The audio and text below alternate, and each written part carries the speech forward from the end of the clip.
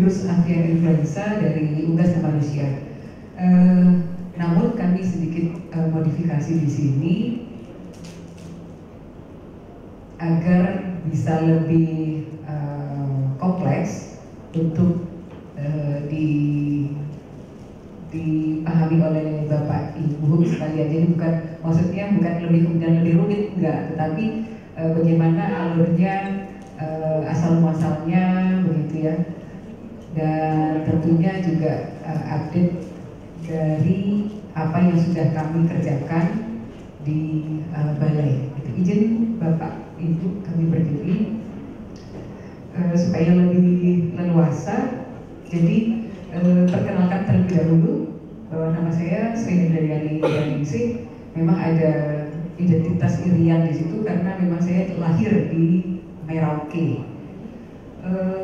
dan saya tinggal di sana sekitar 11 tahun. Jadi orang tua saya menamai supaya lebih terkenal Iriannya. Dan saya bekerja di laboratorium virologi sebagai medik veteriner madya. Ya, kalau di Balai Besar Veteriner Wates itu hanya ada 2 struktural, kepala balai dan kepala bagian umum. Yang lainnya semua adalah fungsional.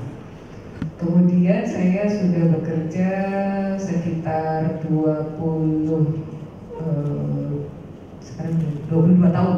Jadi sejak tahun 2003. Dan BBV Wates itu merupakan laboratorium rujukan untuk avian influenza tingkat nasional. Jadi semua balai besar veteriner, balai veteriner atau lab veteriner yang melakukan pengujian itu merujuknya pada BBV Wates dan juga sebagai focal point untuk pelaksanaan monitoring virus influenza. Mungkin saya bisa menjawab ini untuk geser. Oh, jadi dibantu. Baik. Nah, kembali menyegarkan Bapak Ibu di sini yang sudah sehari-harinya memang bertugas ya di ujung tombak begitu, bahwa virus influenza ini sudah ada di Indonesia itu sejak tahun 2003. Jadi pas saya masuk, memang waktu saya masuk itu kejadian kematian unggas itu cukup menghebohkan, dan kami di lab sendiri juga melakukan yang namanya penyidikan kemudian pengujian. Karena kita waktu itu belum memiliki bahan reference untuk mengidentifikasi, kami juga kala itu tidak serta-merta langsung menemukan bahwa ini adalah virus avian influenza. Prosesnya cukup panjang sampai dengan pemerintah itu mendeklar adanya H5N1 di Indonesia. Namun berkembangnya H5N1 ini nanti bisa Bapak Ibu simak sejauh mana dari 2003 sampai dengan saat ini. Jadi sangat variatif dan banyak yang sudah bergeser, kemudian bahkan ada yang mungkin sudah tidak lagi terdeteksi seperti yang dulu. Jadi avian influenza ini merupakan penyakit viral yang sangat kontagius dan menyerang unggas, baik itu unggas yang sudah didomestikasi, artinya sudah dipelihara rumahan begitu, domestikasi, ataupun yang masih liar. Jadi seperti burung liar, kalau di sini ada di daerah pantai selatan, Pantai Baron, itu ada unggas utul ya, yang mungkin Bapak Ibu juga sering mengamati ketika berjalan maksudnya. Kalau pasiennya tentu bukan ya. Kemudian ini juga telah dapat diisolasi baik dari spesies unggas maupun mamalia, termasuk itu manusia. Jadi memang sebaran hospesnya itu sangat luas kalau untuk avian influenza atau virus influenza A ini. Dan ada 2 tingkat patogenesitas, dia ada highly pathogenic dan juga low pathogenic. Jadi di Indonesia dua-duanya ada yang bersifat ganas dan juga bersifat low pathogenic, patogenesitasnya rendah. Dan banyak subtipe karena memang ini variasinya sangat banyak. Ada H5N1, ada H5N3, kemudian H5N8, tergantung dari subtipe H dan N-nya bagaimana dia berkombinasi. Lanjut. Nah, ini adalah rentang host space-nya. Jadi untuk virus influenza ini yang tadi sudah kami sampaikan bahwa tidak hanya menyerang pada unggas, tapi juga mamalia. Dan unggasnya di sini domestikasi, dan juga ada wild bird, bisa juga ke mamalia, baik itu di laut ataupun di darat. Dan tentu yang dulu pernah kita ingat itu H1N1 yang ditemukan di babi. Kemudian yang terbaru kemarin ada di sapi perah. Kemudian ada kucing yang terinfeksi karena meminum air susu sapi yang tidak dipasteurisasi. Jadi semua spesies tersebut sangat rentan terhadap virus influenza A. Tetapi tidak semuanya juga menunjukkan gejala klinis yang sama untuk spesies tersebut. Nah, yang terakhir adalah di manusia.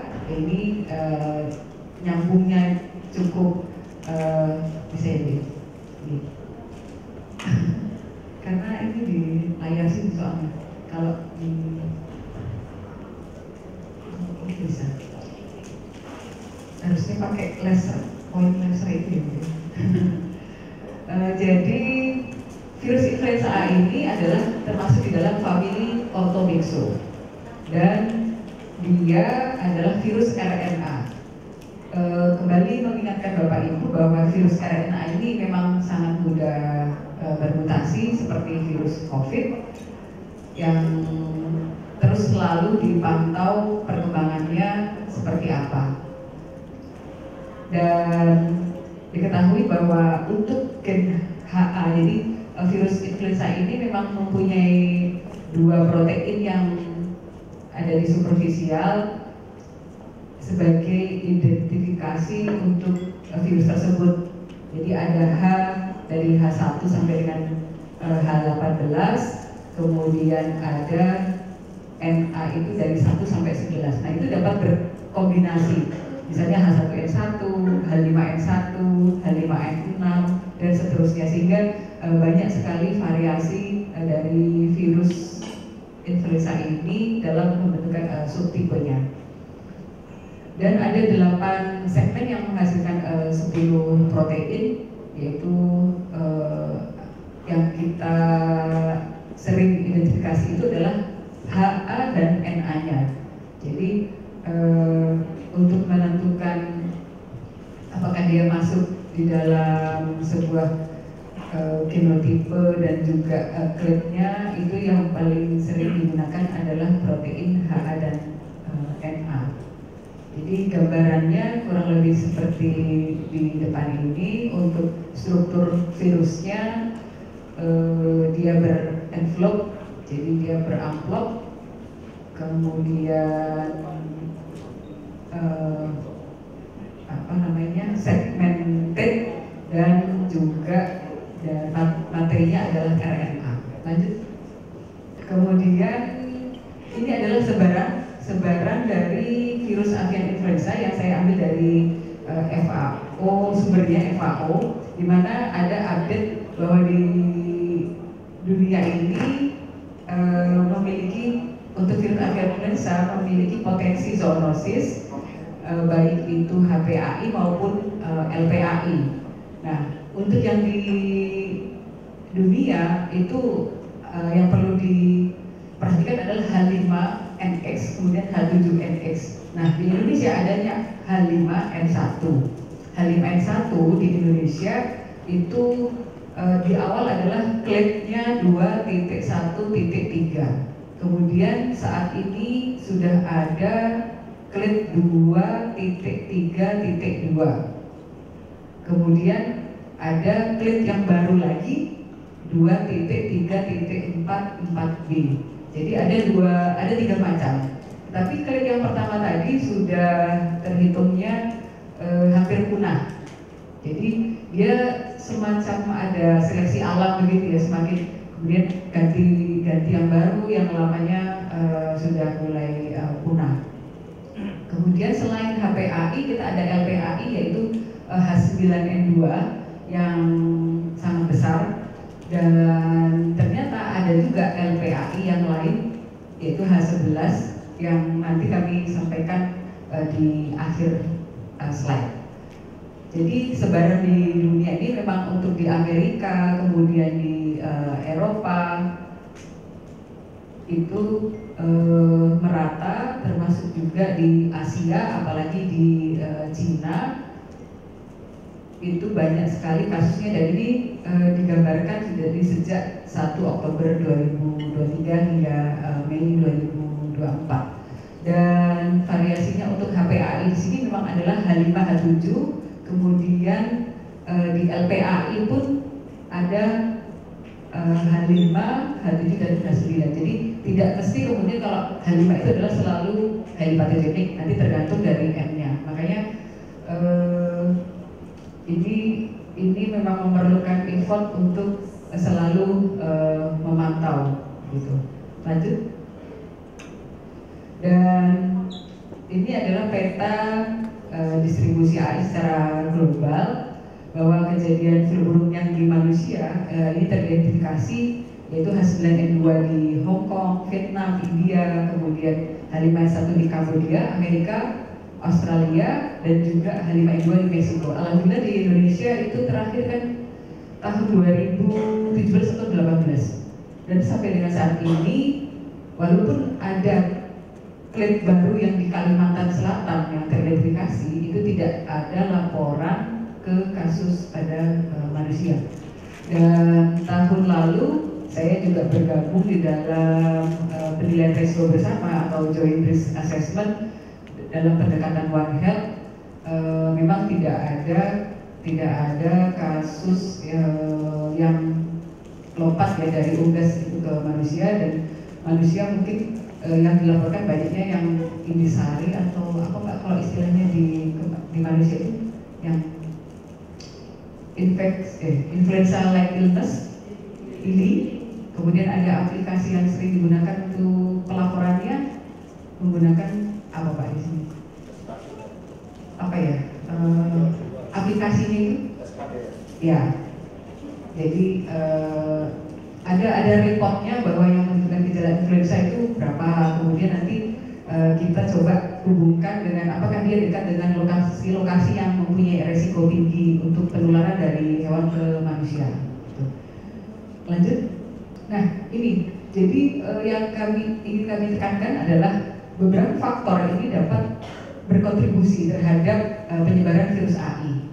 Perlu diperhatikan Bapak Ibu bahwa kita tidak akan terlepas ya dari yang namanya globalisasi dan perdagangan. Banyak sekali dari sentra peternakan unggas itu yang mentransportasikan unggasnya dari daerah ke kota. Gambaran kalau kita lihat ya di Jogja ini di Pasar Terban itu sangat padat aktivitasnya di sana, baik itu unggas ayam kampung, ayam petelur, broiler, kemudian unggas air, dan juga aneka satwa lain. Kemudian yang kedua adalah peternakan dan rantai pasar. Ini adalah indikator kuat ketika kita menemukan beberapa kasus yang positif dari hewan ataupun juga dari lingkungan di yang nomor 2 di rantai pasar, kalau kita sebut pasar unggas hidup atau live bird market. Jadi ini sebagai faktor risiko yang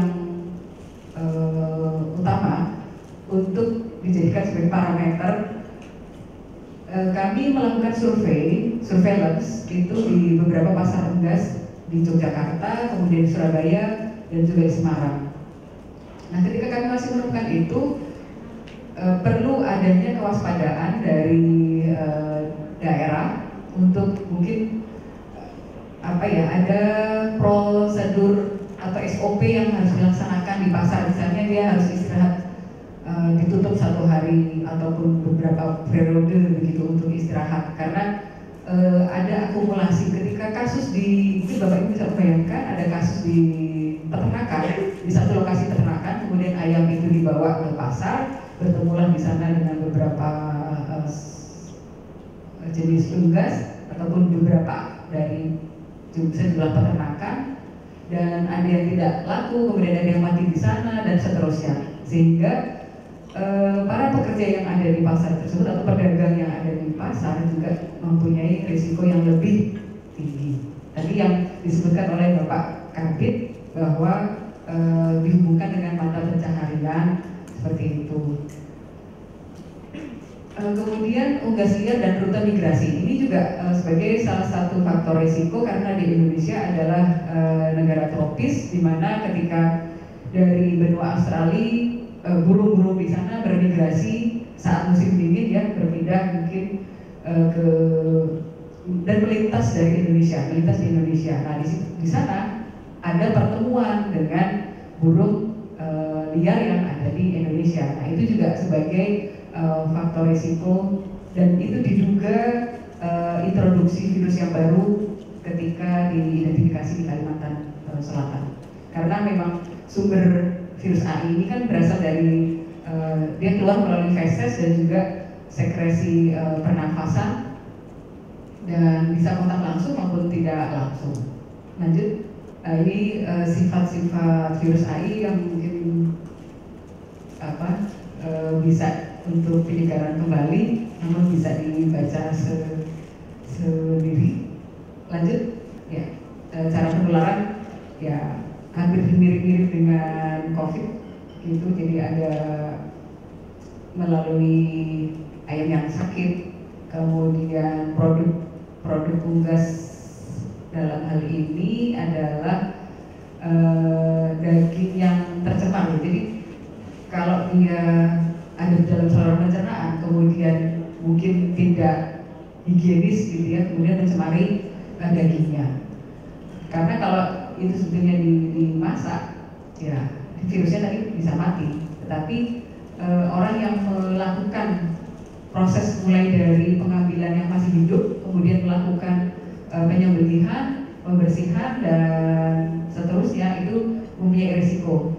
Untuk surveillance live market kami sendiri itu tidak hanya ngambil dari hewan, tapi juga dari lingkungan, misalnya dari telanannya, kemudian pisaunya, keranjangnya, itu kami survei dan ada yang teridentifikasi positif. Jadi setting virus yang bisa menempel di lingkungan tersebut. Lanjut. Nah, unggas air ini kami soroti bahwa dia adalah pembawa virus yang dimana kadang tidak menunjukkan gejala. Jadi mungkin tidak terlihat menunjukkan gejala, tetapi justru dia mempunyai shedding virus yang kemudian menyebabkan unggas ayam yang lain menjadi sakit seperti itu. Karena untuk pelaksanaan vaksinasi memang kita mempunyai, untuk di kesehatan hewan itu langkah pengendalian dan juga pencegahannya adalah melakukan vaksinasi di samping melakukan biosecurity. Jadi untuk peternakan unggas yang komersial, jadi kita menyebutnya ada 4 sektor. Sektor 1, 2, 3 itu contoh perusahaan yang mempunyai ayam dalam skala besar, kemudian dia juga sebagai kalau saya sebut breeding farm itu Bapak Ibu bisa memahami pembibitan. Jadi pembibitan di mana dia yang menetaskan DOC. Jadi DOC itu adalah jika jadi umur ayam yang 1 hari. Nah, di situ sudah di Indonesia, untuk khususnya di Jawa ini yang sangat padat populasi unggasnya, sudah melaksanakan vaksinasi semua. Jadi lebih aman dibandingkan dengan yang sektor 4. Sektor 4 itu ya yang rumahan. Masih sangat banyak kalau kita temui untuk skala rakyat itu yang tidak melakukan vaksinasi. Nah ini yang perlu diwaspadai ketika ada ternak-ternak unggas yang dimiliki oleh skala peternakan rakyat yang hanya berfungsi sebagai nanti dijualnya sebagai tambahan jika memerlukan uang. Nah ini yang perlu diwaspadai untuk yang tidak divaksinasi. Kemudian buruh migrasi manusia dan peralatan pertanian itu juga merupakan faktor risiko, maksudnya penyakit, pasar buruh dan juga pedagang pengepul unggas. Lanjut. Setelah Bapak Ibu tadi memahami apa itu virus influenza, kemudian bagaimana karakter atau sifatnya, dan ini kaitannya dengan materi genetiknya RNA, maka dia mudah bermutasi. Dia mempunyai kekuatan di sini. Dia bisa mengalami antigenik drift dan juga antigenik shift. Jadi logikanya kalau dia sudah dikenal orang, gitu ya, dia akan berusaha untuk bereplikasi, tetapi tidak sama lagi gitu. Ada pergeserannya karena memang tidak ada kemampuan dia untuk melakukan yang namanya proofreading. Jadi kalau dia bereplikasi nggak terus kemudian 100% sama, ada perubahan-perubahan di situ. Nah ini yang kemudian menjadikan virus AI ini mudah mengalami mutasi. Nah ada kemampuannya antigenik shift ini yang sangat lebih berbahaya sehingga akan terbentuk subtipe yang baru. Kalau kita lihat yang di bawah, antigenik shift yaitu dari human H2N2 dan juga avian H3N8 menjadi H3N2 yang mana sebelumnya masuk ke babi. Jadi ada tambahan hospes di situ sebagai genetic reassortment. Jadi dia mengalami reassortment itu di dalam individu babi. Kami dari aspek kesehatan hewan juga tidak lupa selalu mengingatkan kepada peternak babi, karena kami juga melakukan surveillance di babi itu agar tidak selalu mencampur. Jadi misalnya kalau dia punya ternak babi, ya jangan dicampur dengan ternak unggas, itu sangat berisiko. Nah, sedangkan yang antigenik drift di sini ada pergeseran sedikit, jadi dia bukan yang seperti antigenik shift, tetapi hanya mutasi kecil. Misalnya di dalam komponen yang tadi ada 8 segmen itu, salah satu atau salah duanya saling bertukar, itu antigenik drift. Nah, inilah yang kami amati secara rutin dari tahun ke tahun, adanya antigenik shift dan drift selaku focal point untuk influenza virus monovalent. Lanjut. Nah, perjalanan virus AI sendiri ini cukup panjang mengalami evolusinya, yang kita identifikasi H5N1 pada tahun 1996, yaitu di Guangdong. Jadi itu kasus manusia pertama di Hong Kong, dari Cina tahun 96, kemudian di Hong Kong tahun 97, dan hingga dengan saat ini itu sudah banyak sekali klaimnya yang mungkin Bapak Ibu dapat saksikan di bagian atas. Jadi ada 2.2, kemudian berkembang sampai dengan 2344. Dan itu tidak hanya di satu benua, tapi sudah seluruh dunia. Sehingga inilah yang menjadi ancaman besar ketika dikhawatirkan menjadi satu pandemi yang baru. Maka di negara manapun itu sudah menjadikan avian influenza atau influenza ini suatu kewaspadaan yang harus benar-benar ditangani dengan sebaik-baiknya. Lanjut.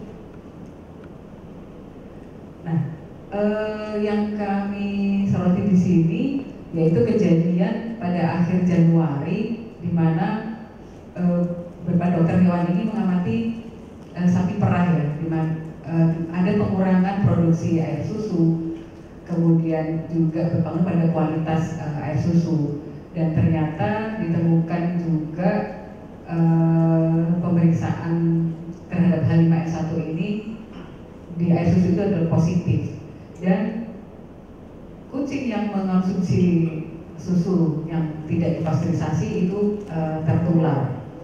Kucing ini juga sangat rentan, bisa saja ada penularan ya dari manusia ke kucing ataupun juga dari kucing ke manusia. Ini yang perlu diperhatikan juga, tidak hanya pada unggas tapi juga hewan mamalia yang lain begitu. Dan pada Maret 2024 ini sudah dikonfirmasi bahwa sapi perah itu juga positif H5N1 clade 2344B dan merupakan genotipenya yang baru B313. Jadi ada reseptornya juga sehingga virus tersebut mampu bereplikasi di hewan-hewan yang tadi disebutkan di awal. Jadi reseptornya kan ada di saluran pernafasan dan juga ada di saluran pencernaan. Lanjut. Nah, berkaitan dengan kemunculan H5NX clade 2344 ini ditemukan di Cina itu sejak tahun 2007-2008. Memang sepertinya Cina itu cukup banyak, tidak hanya virus influenza, juga ada virus COVID, kemudian virus yang pada babi, African swine fever. Sumber-sumbernya itu dari Cina. Nah, ada persilangan genetik dengan avian influenza virus lain yang melahirkan subtipe baru, yaitu H5N2, H5N6, H5N8 pada tahun 2012-2013. Jadi banyak sekali silangan virus AI ini yang menyebabkan kemudian menimbulkan kasus wabah baik pada hewan ataupun pada manusia. Dan peningkatan kasus HPAI di Eropa, Afrika, Amerika ini juga berlangsung sejak Oktober 2021, khususnya di clade 2344B. Nah, bagaimana kemudian itu yang di Indonesia? Lanjut. Nah ini, jadi di Indonesia itu juga sudah terdeteksi untuk clade yang baru ini, itu di wilayah Kalimantan Selatan. Dan diduga adanya introduksi dari burung liar yang masuk, dan kita identifikasi pertama adalah di peternakan itik pedaging, karena di wilayah sana memang ada wetland, jadi di mana ada pertemuan antara burung liar yang migran dengan lokal, sehingga yang perlu diwaspadai adalah kita melakukan di sini langkah-langkah apa untuk memitigasi adanya risiko tersebut. Dan itu sudah kami lakukan dengan penilaian risiko bersama dengan Dinkes dan juga dengan KLHK beserta Dinas Peternakan untuk melakukan langkah-langkah berkaitan dengan mitigasi risiko agar tidak terjadi penularan kemudian penyebaran. Lanjut. Nah, ini adalah bagian dari outcome yang sudah kami hasilkan berkaitan dengan monitoring virus influenza jejaring. Jadi BBVAC, Balai Besar Veteriner Wates itu tidak sendiri, tetapi ada sejumlah 9 sekarang bersama lokal veteriner di Papua, di Jayapura. Jadi kami ada di Medan, Bukit Tinggi, Lampung, kemudian di Kalimantan ada Banjarbaru, Sulawesi ada Maros, di Jawa ada 2, Subang dan Wates, serta Denpasar dan anak baru itu di Papua. Kemudian kami juga jejaring bersama BPXO dan juga Puskesmas ini melakukan kegiatan monitoring virus influenza, di mana mereka melakukan surveillance di wilayah masing-masing.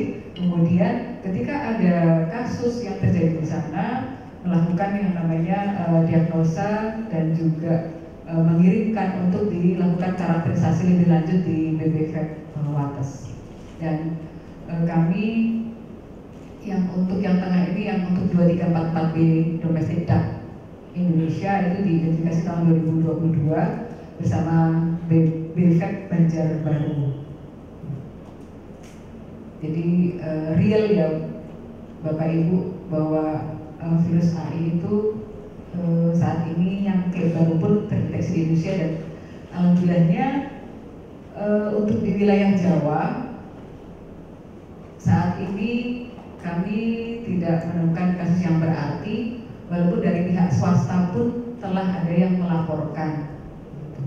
Lanjut, ini salah satu perangkat kami dalam melakukan monitoring virus influenza itu dengan menggunakan AVM online.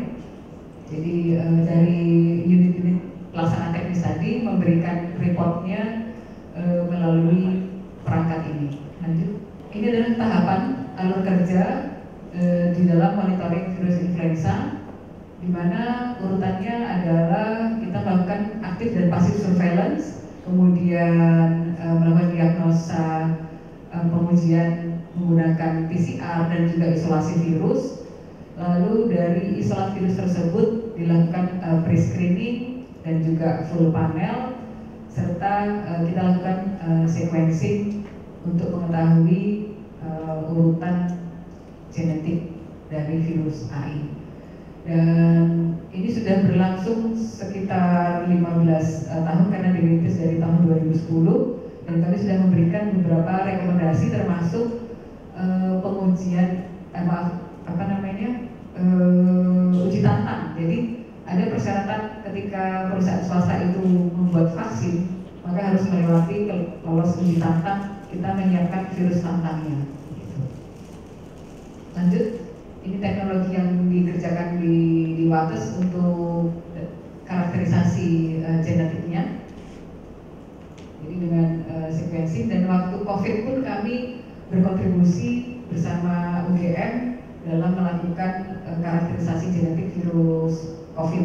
Lanjut, kami juga menetapkan algoritma untuk pengujian avian.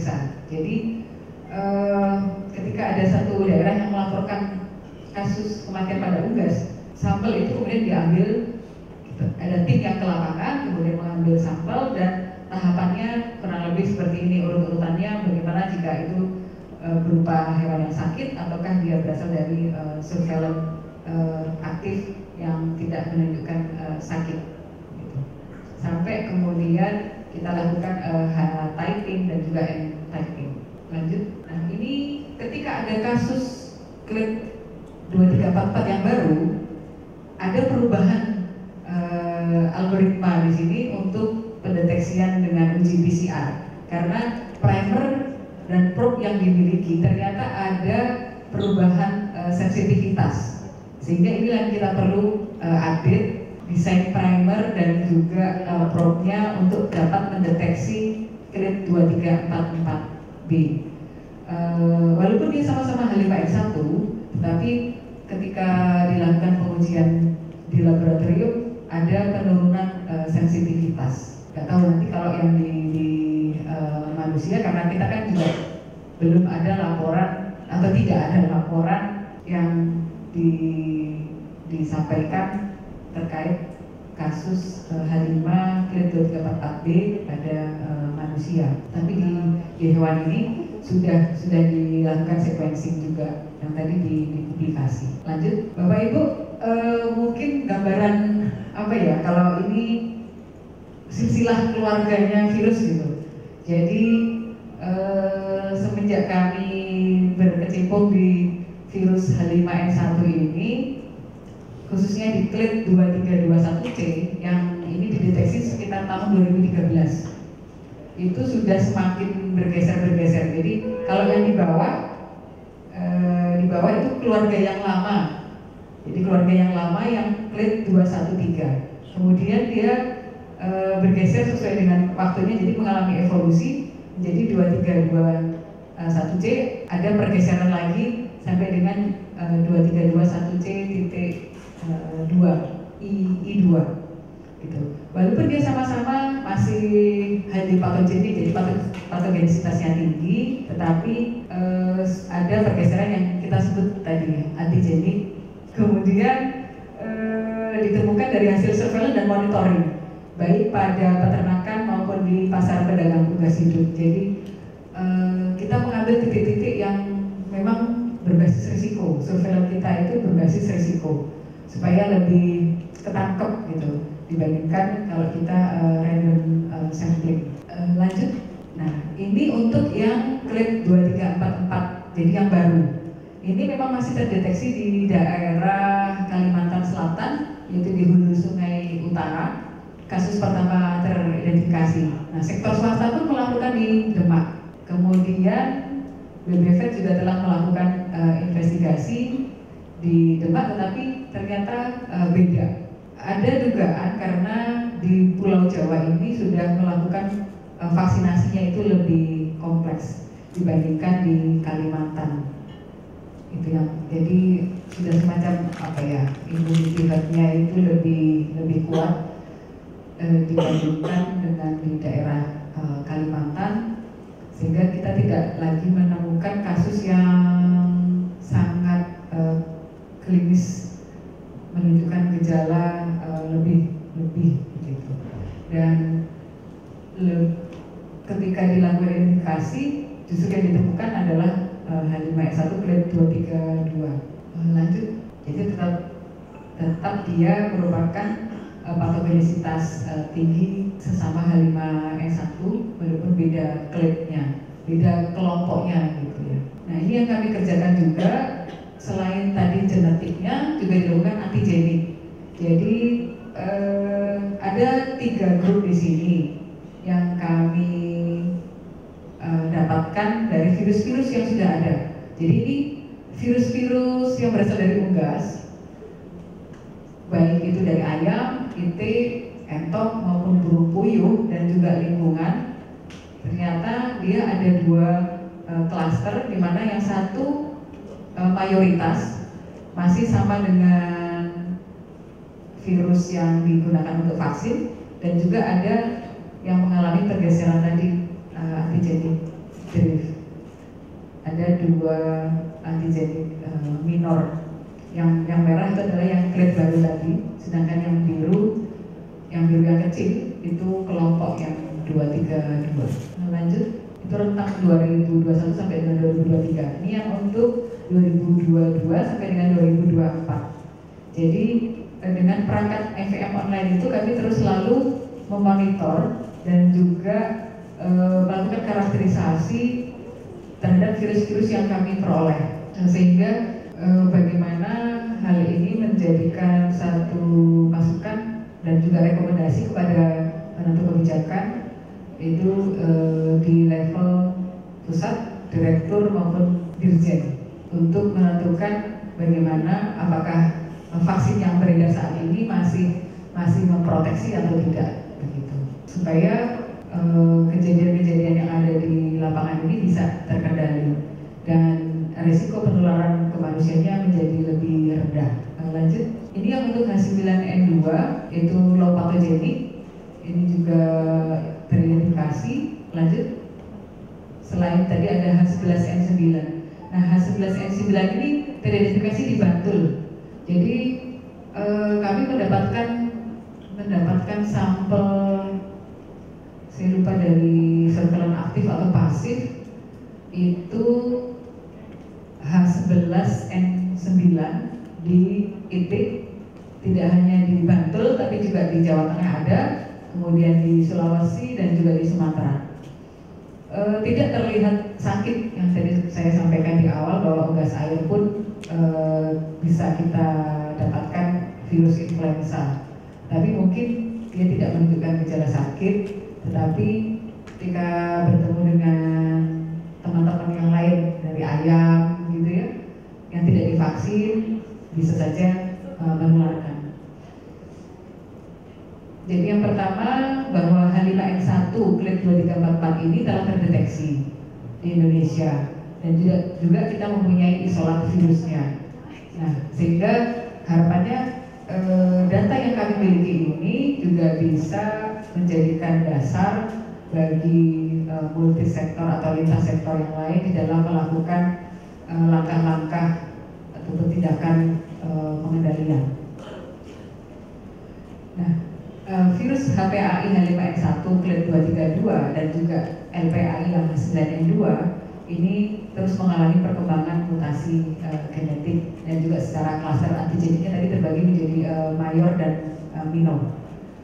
Dan hasil surveilannya kita menemukan selain H9N2 ada juga H11N9 dan adanya deteksi virus pada susu sapi ini meningkatkan perhatian bahwa sangat penting untuk dilakukan pasteurisasi dalam menjaga keamanan pangan, manajemen kasus dan juga pendekatan One Health untuk pencegahan zoonosis. Dan WHO OIE sendiri sudah melakukan penilaian risiko infeksi pada manusia walaupun masih kategorinya rendah sampai dengan sedang, tetapi hal ini perlu terus dimonitor evolusi dan juga dinamika virusnya karena rentang hospesnya tadi yang sangat luas tidak hanya pada unggas tapi juga pada mamalia baik di laut maupun di darat karena sudah dilaporkan juga di penguin pada benua Antartika itu juga positif H5N1 clade yang baru ini. Lanjut, dan rekomendasinya adalah bahwa pemantauan dan perkembangan dan distribusi kasus HPAI clade 2344B dan juga risiko munculnya LPAI baru ini perlu terus dilakukan dengan deteksi dini melalui surveillance berbasis risiko di peternakan unggas air, pasar unggas hidup dan juga perundangan ini. Makanya ada kaitannya nanti dengan bagaimana apakah pekerjanya ataupun juga pedagangnya dalam kondisi yang baik-baik saja, terpantau atau tidak ketika mereka ada keluhan mungkin demam atau ada flu seperti itu. Nah, perlu dilakukan penilaian risiko bersama untuk menentukan potensi risiko penularan penyakit dan menyusun rencana mitigasi untuk mencegah dan mengendalikan risiko terjadinya wabah HPAI dan dampaknya. Melindungi kelompok berisiko seperti peternak, pekerja kandang, kemudian petugas medik paramedik dari kontak langsung dengan unggas atau burung yang menunjukkan gejala AI menggunakan alat pelindung diri APD dan melakukan update diagnostik, uji dan karakterisasi molekuler untuk monitor perkembangan evolusi dan dinamika virus. Yang terakhir adalah pendekatan One Health dengan melakukan koordinasi lintas sektoral untuk tindak pencegahan dan pengendalian serta penyebaran penyakit. Kami minggu lalu menyelenggarakan rapat koordinasi AI bersama Dinas Peternakan sewilayah kerja sekitar 78 kabupaten kota dan juga Dinas Kesehatan Provinsi untuk menyusun langkah-langkah mitigasi risiko ketika adanya kasus avian influenza berkaitan dengan entah itu clade baru dan juga clade yang sudah ada saat ini. Sekian dari kami, mungkin untuk selanjutnya saya kembalikan kepada Ibu Pembawa acara. Terima kasih. Assalamualaikum warahmatullahi wabarakatuh.